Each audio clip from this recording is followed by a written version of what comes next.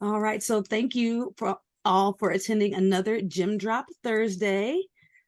This week, we are going to be discussing breaking into talent brand, because I feel like it's a very broad subject that can also emit a lot of vague answers.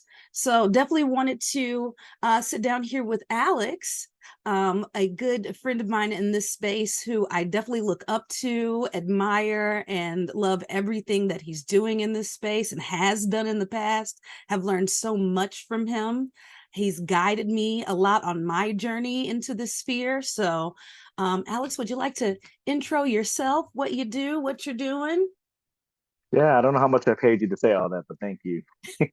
But like Aspen said, she's a good buddy in the space. We had the great pleasure of working together for what seemed like a month or two at GoDaddy, and then she clipped her EV wings and went to Dropbox. But I'm just gonna break the ice here. You're probably wondering, okay, hey, this is the Black and Brown group. What is this white guy doing here? But I kid you not, I'm Hmong. So you may have heard Hmong people, Suni Lee, the movie Gran Torino. Actually, don't name drop there. My sister's in the movie Gran Torino as well, but half Hmong, half Caucasian. Lived all my life Hmong though, so that's neither here nor there. Just want to drop it out there to break the ice. But I've been in the EV space about 6 7 years.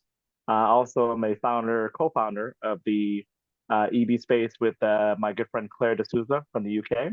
And just for And clarification, the name of the organization is the EB Space, because I feel like we kept saying EB Space mainly. yeah, yeah. So the name of his organization is the EB Space. It's awesome. But go ahead.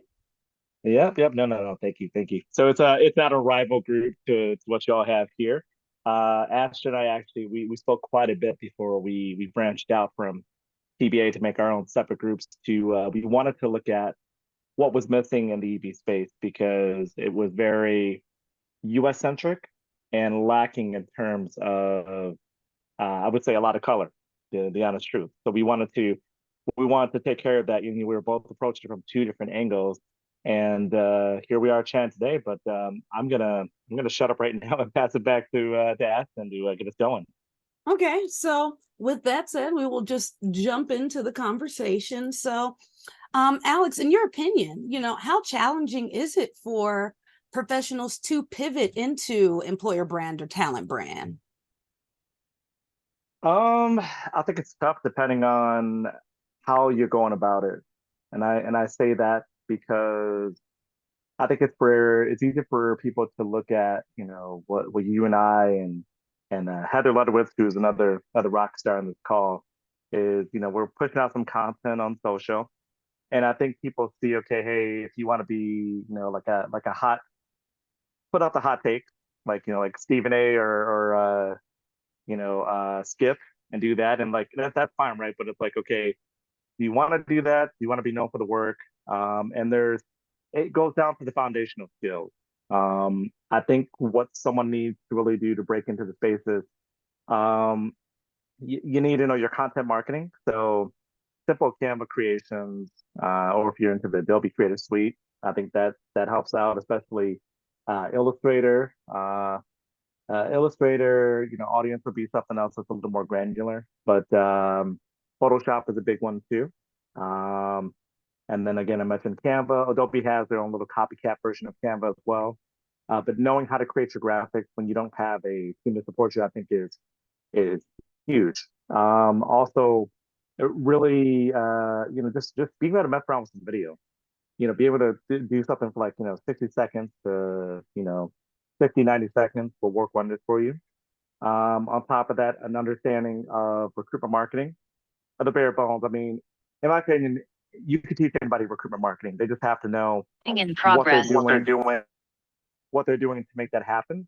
And then the simple project management and the willingness to learn. I think that's probably the biggest thing you can't train, right? You kind of, as a hiring manager, and I think I'm kind of diving into one of the other questions, but we'll go more specifically after this. But if you're willing to learn, I think it, the opportunities are endless for you. But I would say, so outside of that, outside of the skills you have, the biggest roadblock I feel is if you are, I see a lot of these job openings that I will share myself or come across, and they're looking for a EV leader or specialist who has 5 years of experience.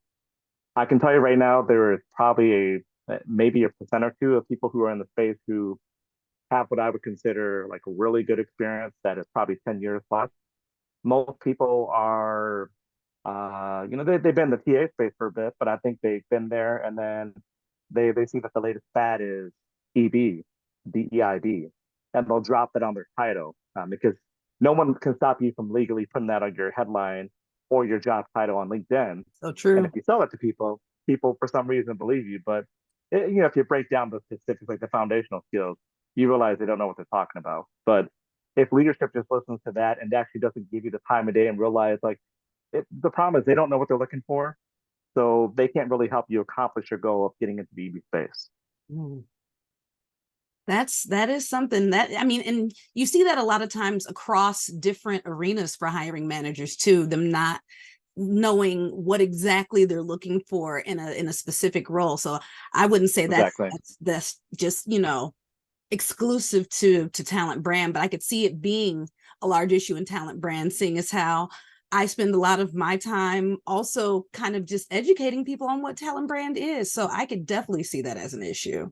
So Yeah, knowing definitely. that, what are some like really tangible, transferable skills that people should emphasize when trying to break into the space? Like, what are those things on their resume that they need to push toward the top when it comes to what's going to cross over, what's going to work well, what's going to identify well in with these hiring managers that don't exactly know what they're looking for?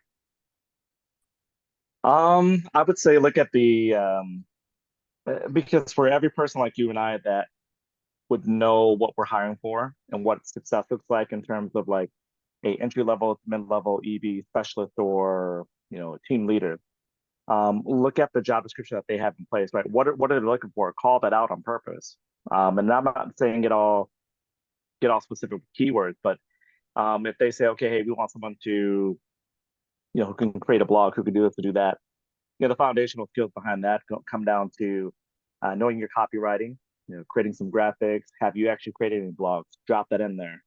And I say that because when I built up my team of three um, super super green individuals who were phenomenal, but I knew they had no experience, but that's what I wanted because if I was going to help change up our industry and really get folks into the space instead of the same talking heads who are out there, on LinkedIn, Twitter, or God knows where else, I was going to have to build them up. But what I was looking for, okay, if content marketing, for example, all right, have you created a blog before? Have you created a graphic? What have you showing on your CV or your LinkedIn that shows me that? And then it comes down to recruitment marketing. Okay, can you grasp like the data points, right? Are you able to work with numbers? Because you're gonna have to manage the budget. But the key thing is also just project management and working with stakeholders. Because the biggest thing we have here as Astronaut at Astronaut as at GoDaddy is we are big on joining forces, and that As all is if companies should we be. all companies should be. No, but you hear a lot in our space that people are not able to work with other stakeholders, slash teammates. That's a pretty key thing. It's a key thing that you see around the space. Like that's what I built, a concept that I came up with called team about that. And because if you're just working in silos, you'll never be able to succeed. So you should get that, try to get those vibes from that person when you're talking to them. Or, share that with the hiring manager when you're talking to them that, hey, I know all these different things, but I can work with other people. Share examples of how you've been able to make that happen because if they're bringing you in, you can't get your stuff past if you're if you live or die by your employer branding content thing with the recruiter, you're probably not going to be successful because you've got to work with internal comms, PR, engineering, sales, because once they're doing that, that's when the magic happens. Absolutely, absolutely. And I think, well, I would like to ask you, would you like to dive a little deeper into your team concept? Because I know you've done entire sessions based around that. Mm-hmm. Yeah, so it sounds very lame. I'm gonna be the first one to say that, but I needed to come up with something when I spoke at RecFest in the UK before we went there, and I was actually getting my haircut at a BnB salon. And I was like, yeah, no team. It's okay. So time, empathy, advocacy, and magnetize. So time meaning we need time in the employer branding space to actually really, speak to our stakeholders, let them know what we're about, actually, familiarize them with what it is that we do, because the biggest myth is that we're brought in. The person, like the TA leader who brings us in, knows what we do. No one else knows. So they have no idea what it is that you're doing.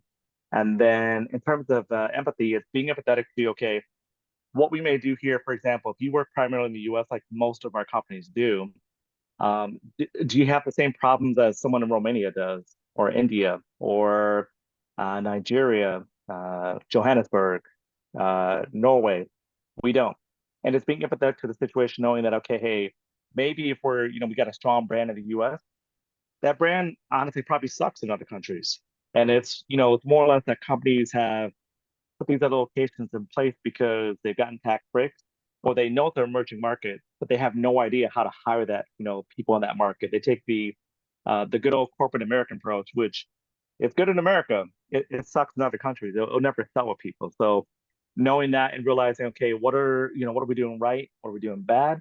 What can I do to help you? What can I do to make your job easier? And that will open up the floodgates to allow you to do what you need to do, which leads us to your advocacy, because once you get the buy-in, they know you're not just there to, hey, have them work by your hours, do whatever the heck you say needs to be done. They will be your natural advocates. And on top of that, you also will be doing your audits on like LinkedIn, Twitter, TikTok, Instagram. You'll find those people who are your teammates, who are they're you're not even giving, you're not even incentivizing them. They are natural advocates for you in the company, and you want to utilize them and try to find a way to help them out no matter what.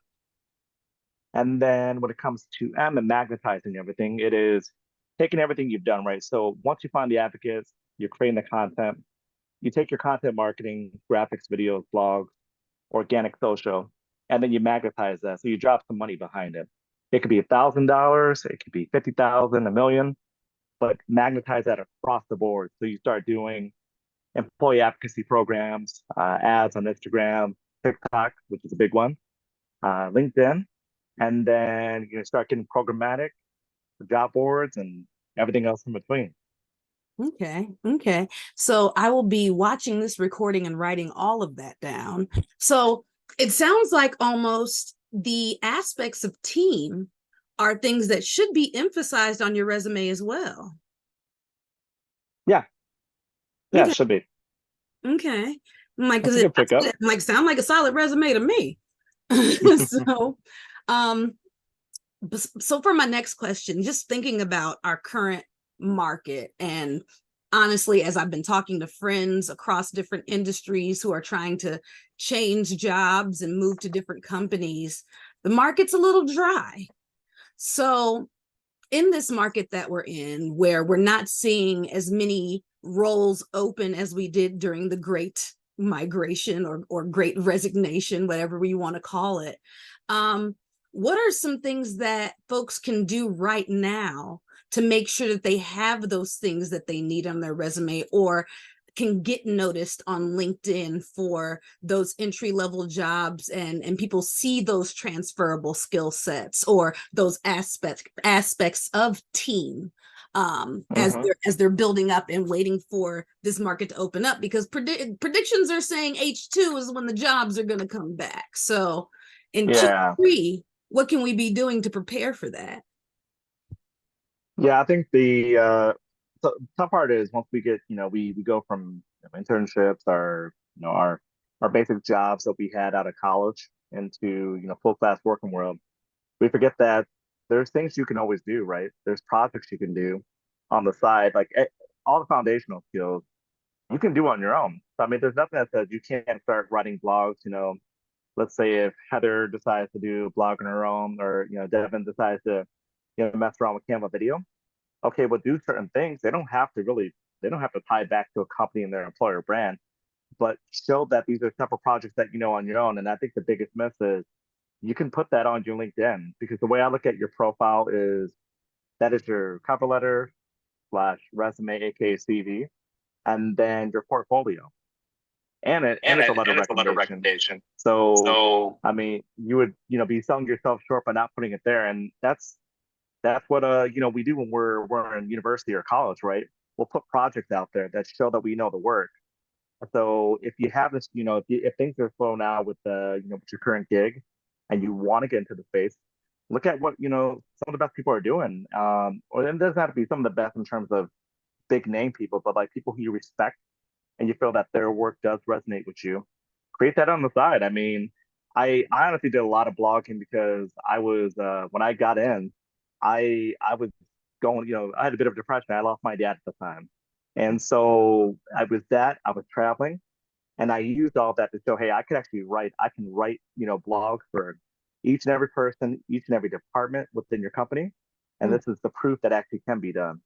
So it's there for you. I mean, and then once you can showcase that, you can get, connect with connect with individuals who may have opportunities where, like, it could be side consulting gigs where, okay, if it's 6 weeks, 7 weeks, 90 days, and just do that to really get that true work experience. And that I mean, they're small things you can do, but I think they really go a long way. And it would show me as a hiring manager that, hey, you took the initiative to actually get into it. You're not just waiting for someone to kind of pick that out of your CV or your LinkedIn. Okay. Okay. I like that idea. Now, I'm thinking don't try to do your own full-fledged recruiting event, because that takes a little budget, but definitely work on your like content creation, build up your portfolio. I dig that. I dig that. Okay. Okay. Hmm. So, um, with that market, with doing projects, maybe consulting on the side, what are things that people like you and I can do to help folks that are waiting to break into employer brand? Because I'm constantly looking for ways to help people, connect people if I can, review resumes if I can, but sometimes I feel like I'm not really doing enough. So like, what Yeah. what can we really be doing to really help people prepare to break in, help them get in there? I think you're already doing something here, right now with this with the group This you doesn't have here. count. It does count because you're giving people a chance to do this versus, okay, hey, let's do a full-fledged LinkedIn live, and we're charging people to get in. Like, in most cases, if you're kind of balance your side hustles, or the full-time gig, and you don't have the time to make that happen. So, like, free resources. But I would say what you're doing here, what we're doing over at the EB space, but also, yeah, offering mentorship. And it could be in several different forms. If, okay, someone just doesn't know how to navigate the interview process, or like look at their LinkedIn, what are they missing? Because if they're looking at all the stuff that, like, the Muse they put out, Glassdoor, or some of the I'll just say some garbage articles that are out there that teach you stuff that we learned way back in high school. It's like a lot of that stuff is irrelevant, because what you have to be doing is advocating for yourself, right? And that's a tough thing to do, because if you're going here with a lack of confidence, and yet you need to show your confidence, in terms of what you're doing.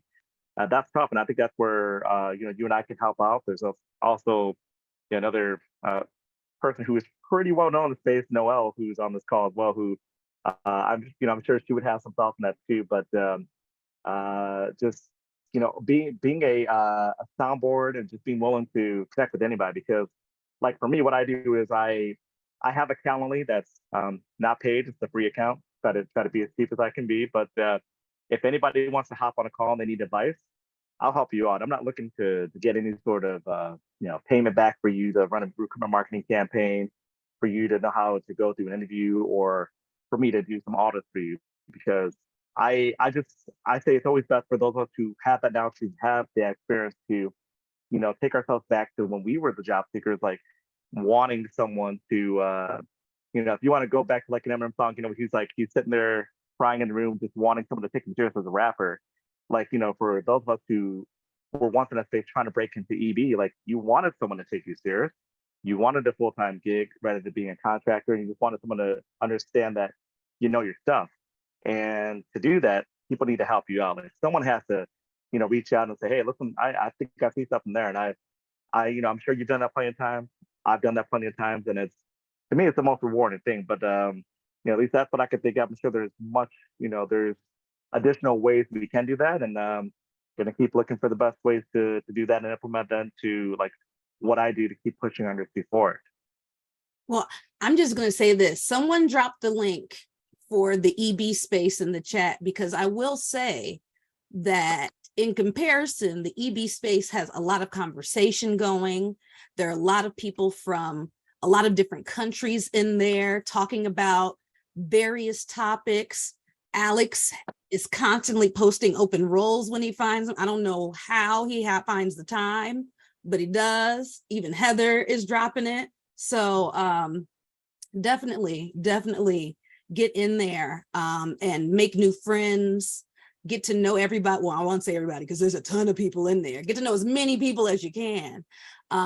Because I will say that one thing that someone once told me is like, it's not who you know, it's who knows you, at that right time to recommend you, pull you up, get you in that kind of seat. So I would say the EB space is a great place for that.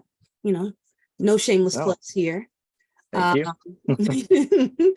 So in the same lane as what can you do in this market, how can you also show impact that will reflect well as a talent brand or employer brand candidate?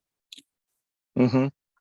Yeah, I think it's key to know who you report into and what their the KPIs are, and what type of impact you can make, right? Because I think it's easy for us to get lost in, hey, this one article that I created was phenomenal, or the social post. It's tough to take that to an internal comms person if you report to internal comms or marketing or a VP of TA, because how does it impact them? How does it impact them, the bottom line? And also when it goes up to the C-suite, we haven't, I would say right now, we haven't done a good job of EB industry in terms of commercializing the impact of the overall company.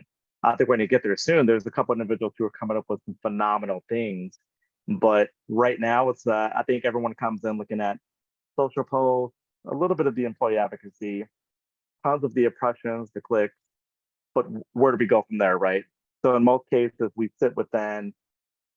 I find that we sit within TA. So it's like, okay, how are you impacting the hires, right? Are you sending people to the career page, and then are they going to your ATS? Are they applying? Are they actually acknowledging that they saw your content, whether in a drop down on the application, also within a interview with the recruiting coordinator, hiring manager, recruiter themselves, or any other teammates who are part of that process? That matters. And then are you impacting? So a couple of things right off the back is the cost per hire. If you're low on that, huge win. And cost per applicant, because people are throwing millions of dollars at LinkedIn. What are you going to do to take that away, right? You should, once you audit everything when you join a company, you can look at that and say, hey, how can I make a difference?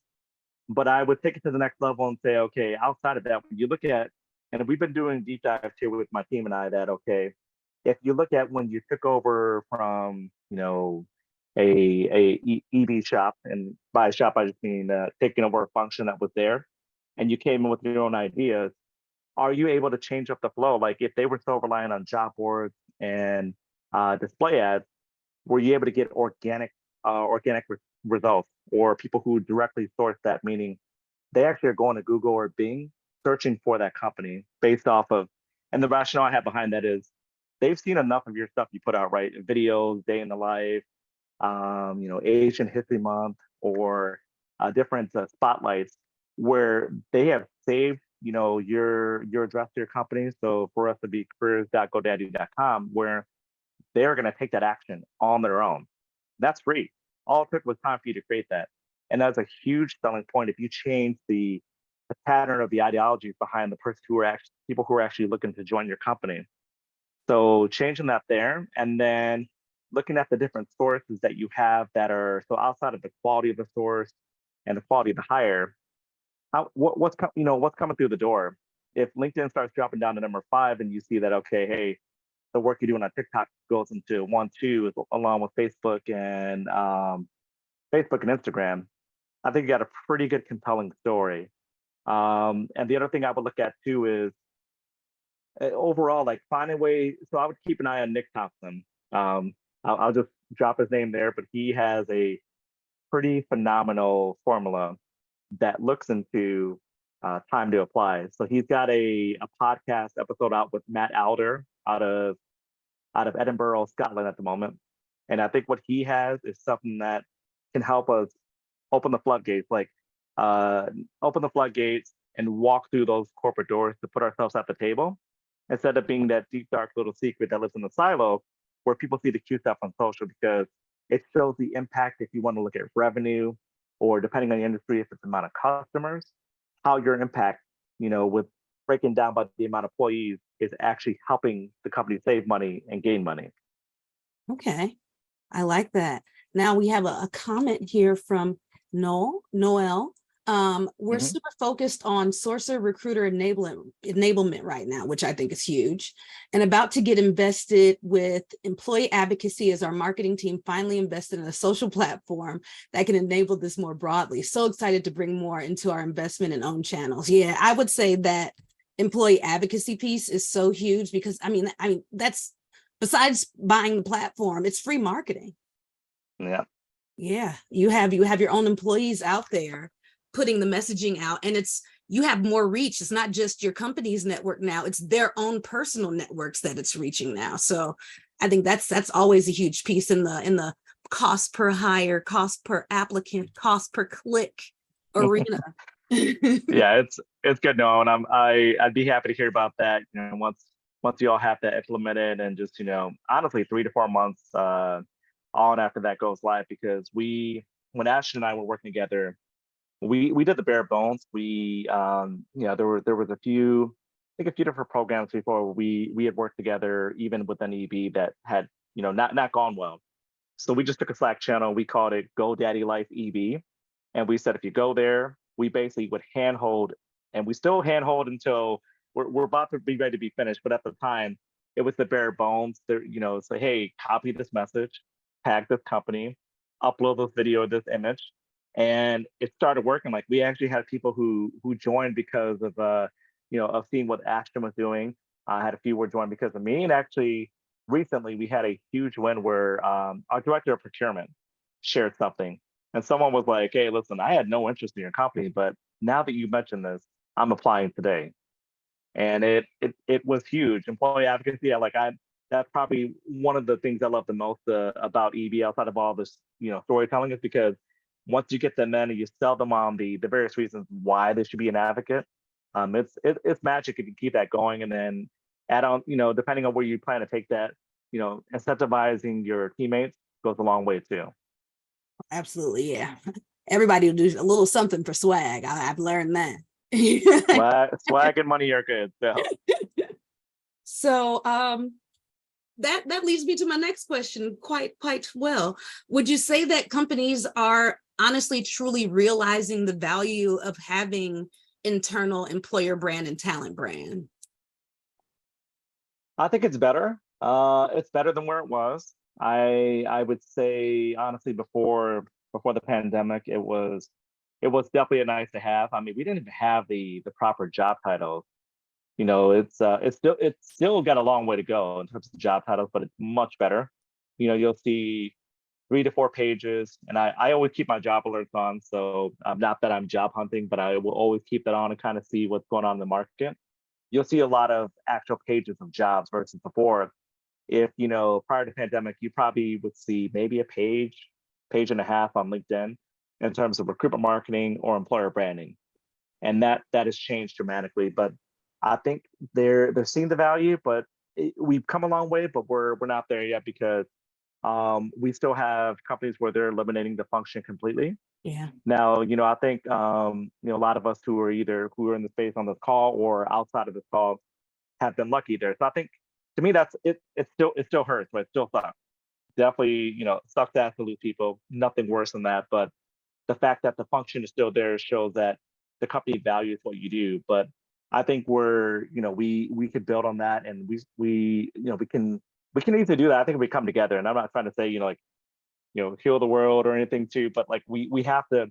We've got a small knit group in terms of EB internal comms, and coming together to try to find the best way to help out people to showcase what the impact is truly of the work that they're doing, because they want us when times are good, but when times are bad, we're the first ones putting that embarrassing green label on our LinkedIn's. And my goal is to fix that. With whoever wants to be a part of that, that crew that's gonna find solutions. And maybe it's helping people be more prepared for QBRs, be more confident in talking to leadership. But I still think that has to happen in terms, for us to truly say, hey, companies really value EB. Like we come a long way, but we have a long way to go. I would absolutely say that, because honestly, this past Q1, I did my first talent brand QBR. So I'm like, oh, someone cares. Okay, well, Yep. well, let's show them. So that is huge. That is huge. So with you being a hiring manager, and we got into this a bit, but I'll reference it again. Hmm. What are the things that you truly look for on resumes when you're building that team? And I know you mentioned a lot about looking at their LinkedIn or as their CV, their portfolio, their cover letter. But what are you looking? What needs to be in there for you to say, yeah, we're taking them to the final stage of the hiring process? So I mean, it's gonna be the initial scan if they come through the HS, and it's gonna be okay. Can you do the basics of content marketing? Can you create a graphic? At least try to call out what you've used, right? All right, thanks, Heather. Appreciate you joining. But at least indicate that you know how to use Canva or Adobe Creative Suite. I think that helped you out. That you've used social media. I interviewed a guy who didn't have any social media and was gunning for the job, and it's like, you're a nice person, but being nice is good too. But like you can teach potential, but then if you don't know any of the foundational skills, or the platforms that are required for that, I think it's tough. But and you can have those, like, I don't care if you've been on the consumer side, if you've been on the agency side, but no, at least having some familiarity with Canva, knowing what LinkedIn is, and the value behind that, or just dropping that on there. Dropping that on there is fine. And then uh, my approach was different. So to be honest with you, it wasn't too technical, because I wasn't looking, okay, hey, 5 years of ED experience. I didn't want that, because I knew that we needed to, we lost an amazing individual as yourself, Ashton, so I'm going to call for what it is. So I needed some more creativity, and I knew that to get them there, but also teach them EB, like it was going to be more of higher for potential, and it could have backfired in my face. But okay, if they can list the technical skills, but then let me focus on more of the soft skills in our interviews, because I can see, I get a glimpse from your resume as well as your LinkedIn that you can do the core competencies of the job, right? Which I think a lot of hiring managers stuck at putting down there in those job descriptions, because you're guessing at what you should be doing. But let me talk to you and then see, like, walk you through specific situations, because the biggest thing that I think we go through that a lot of other industries or positions don't is, like, you got to be comfortable with change, and no one day is the same as the previous one. So if you talk through some scenarios, you'll find out a lot about a person. But no, I don't put too much stock in every single technical skill that's listed there. Okay. And I'll just say for myself, I know I was found while I was still a web designer, and speaking at a conference. And I think part of I think it was kind of half and half. I was able to do the creative bits and also be an advocate for the company. So if you're I do recommend, if you're in a position to advocate, show that off through social media, show it off through writing blog posts, things like that. So, that it's kind of known. Because I believe, I mean, that's what I was doing when I got found, and I was really taught the talent brand and employer brand and recruitment marketing pieces once I got over. So what would you say are some things in a resume that kind of show you that someone is coachable or teachable? Um, it depends on the titles they put there. Okay. Um, Honestly, because I mean, it's easy to weed out some individuals that they just put because uh, we all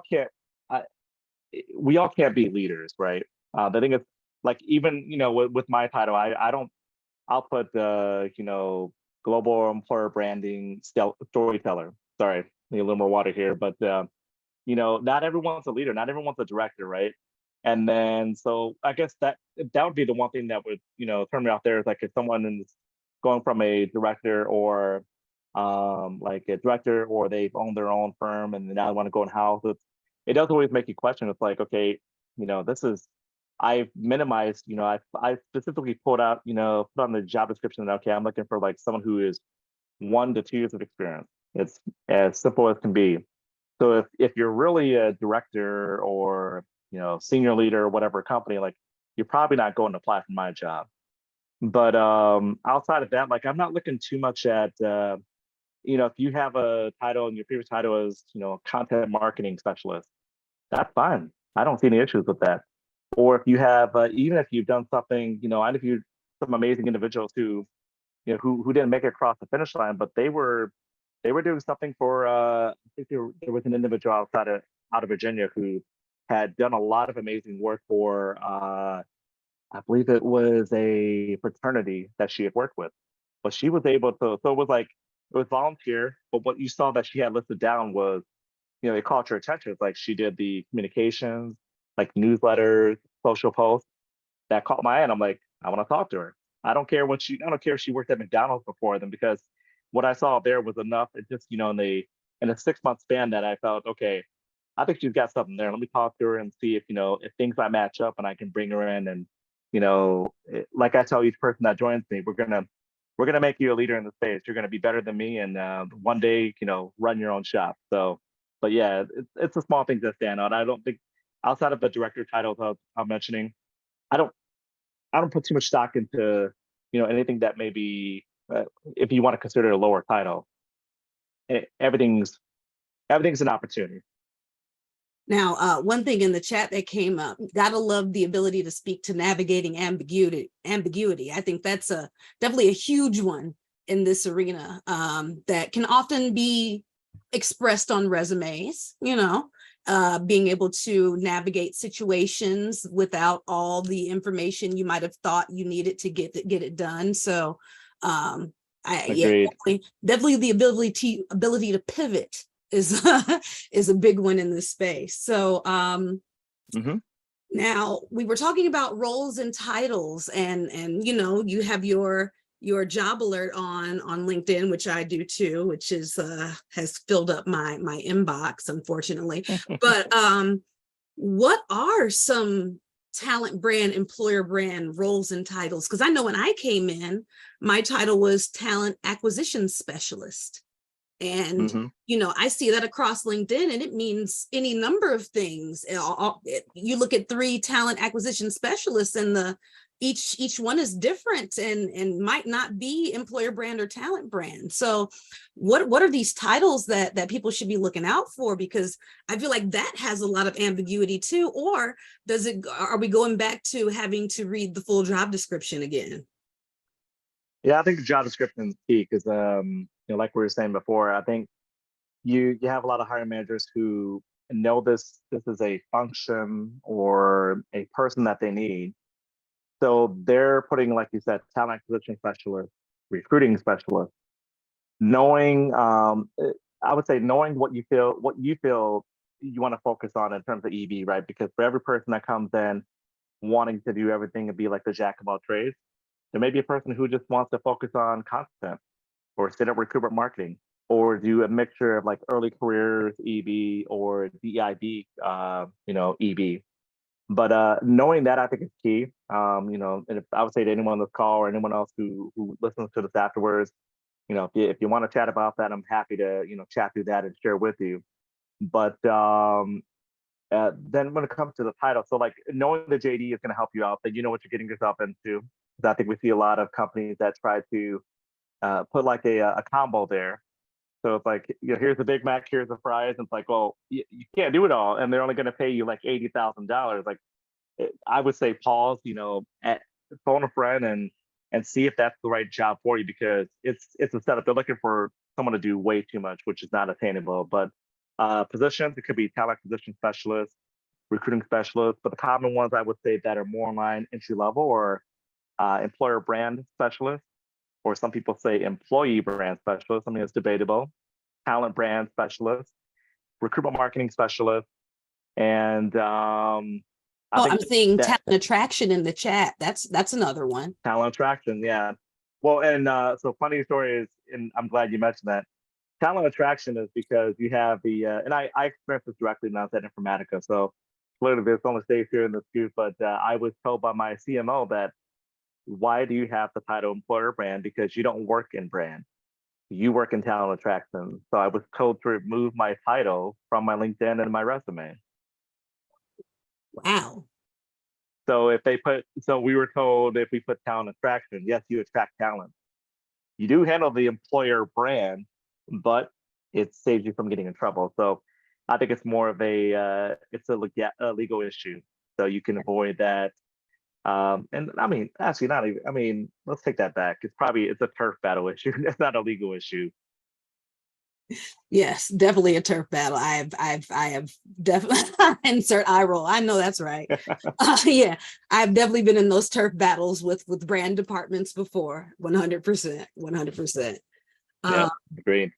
So definitely we're looking at all of these different role titles, but the biggest thing is to read that job description to make sure it is the talent brand or employment brand, employer brand role that you're looking for, and isn't some employer brand role masking the internal comms work that they actually want you to do on top of it, or things like that. Because I have seen that a lot, where the employer brand or talent brand person also is internal comms or also is DEIB. So there are a lot of those Yeah. combo jobs where they try to get you to do both. More with less, I say.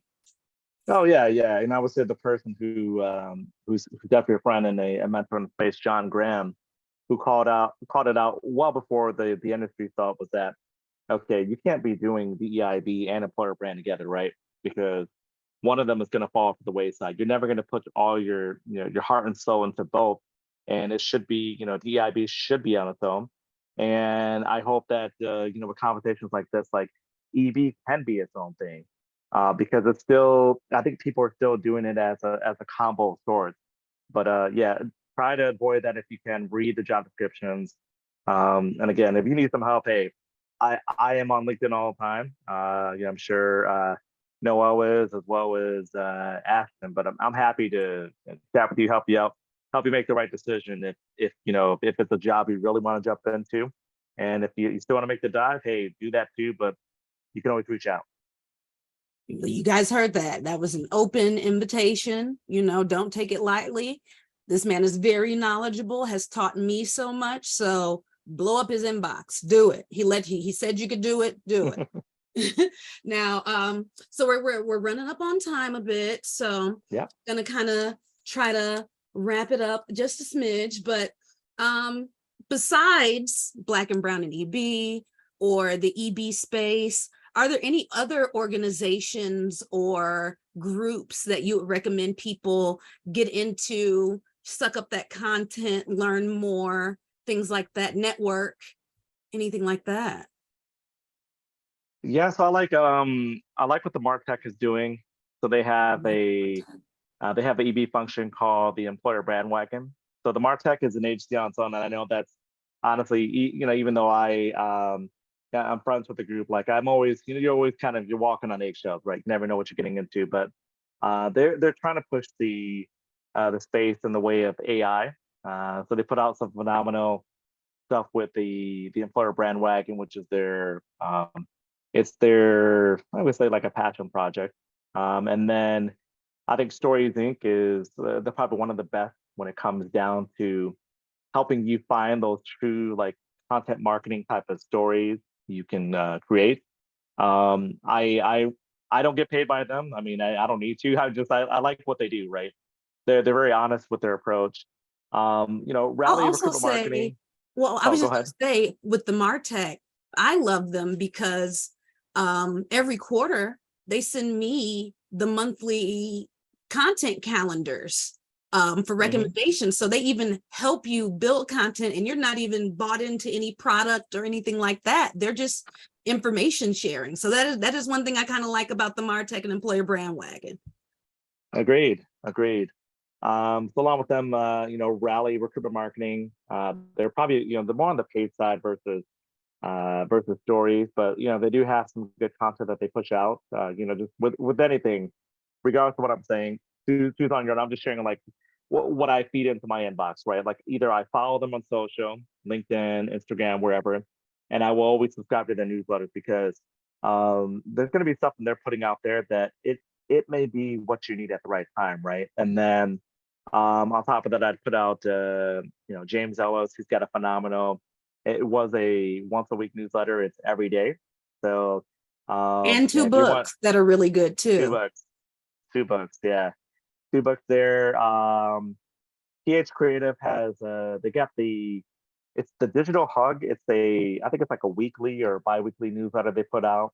So that one's pretty good. And then I would definitely be kicking myself if I didn't put out recruiting brain food. So Hung Lee, he he's got a wealth of knowledge, and I would say most people in the HRTA space, they're probably only good in one area. He is a natural connector that can bring everything together, and he services every area of HRTA. Has the recruiting brain food newsletter on Sunday nights. Well, Sunday nights for us, Sunday morning in the UK, and then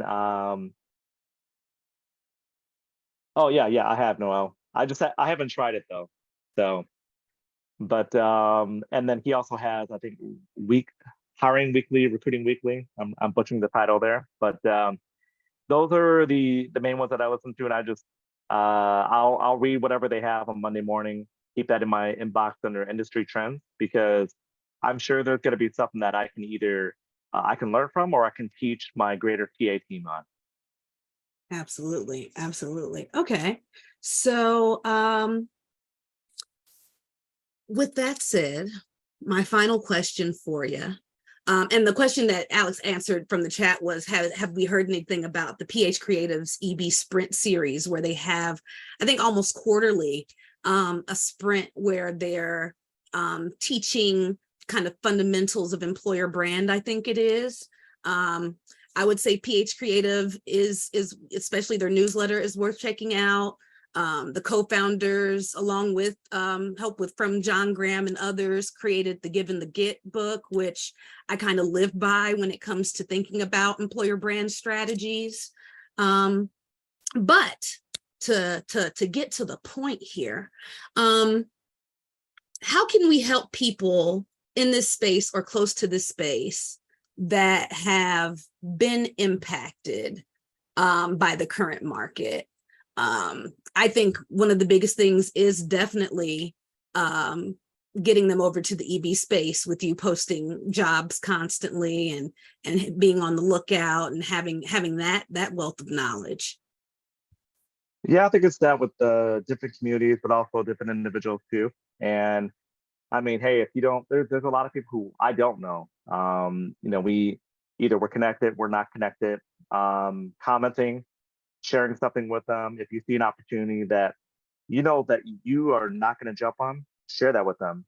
Or if you can open up that conversation with a mutual connection, as long as you feel that you're not gonna get banned from like asking that person, hey, can you talk to this person here? They have a open position. But I can tell you myself, I had 2 people who were impacted on my team. I made sure they got jobs before they were done with their severance.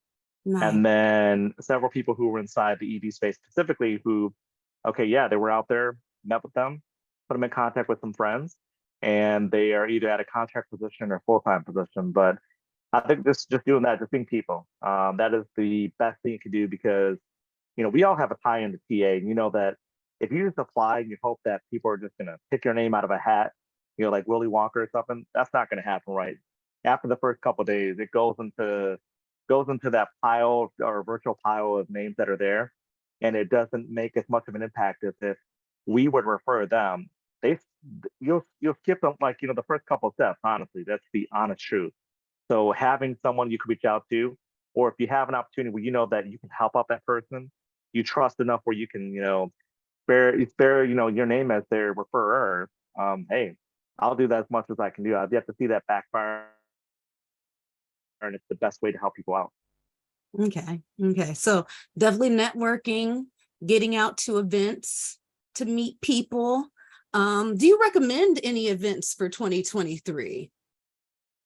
I think you and I are speaking at RecFest in the USA, and there's no plug here, but there's a bit of a discount to the one in the US. So, or if you're in the UK, that one's phenomenal as well. I mean, they're both like the Coachellas of PA. You will have a boatload of fun there too, but run into, if you have idols in this space, great. Or if you have companies that you just really want to connect with, they will be there. It's probably more on the TA side versus Unleash, which just happened recently in Vegas.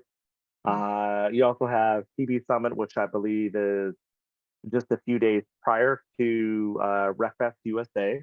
And then honestly, outside of that, if you're if budget is an issue, and hey, listen, I'll speak at quite a few things, but I will always try to go to a free like virtual event, because I think there's a lot of power behind that. Um, Adway has some Follow really good virtual events. Adway is good, Yeah. and they've got I don't know where the heck their studio's at. They always have that like It's beautiful. purple, yeah, Beautiful studio. It beautiful blows my studio. mind every time. Their production Yeah. value is one day I will have that same Adway production value. I promise.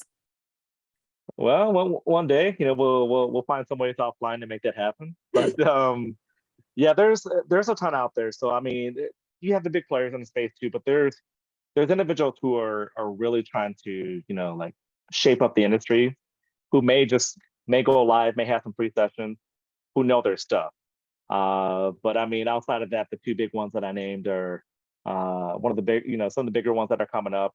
If anything, I would bet with any event you attend, see what the history is, if what they're sharing is relevant to you, and if you feel they actually know what they're talking about, because there's some big organizations out there too who will remain nameless that are trying to jump on the EB bandwagon. And if you want to learn the EB 101 stuff, I mean, there's a few folks on this call who will share that with you. You can even Google, or hey, if you want to run some Chat GPT, that will give you your quick search results. There is so much that can be had online, honestly, to really teach you how to do it properly. Absolutely. Okay. Well, thank you, Alex, so much for this conversation. And thank you, everyone, for attending. I can't thank you enough for coming through. And we will have more of these. We're going to take a bit of a break for the rest of the month of May, just because I'm going to be doing a lot of traveling. But we will have more of these coming in June. So I'm going to stop recording here.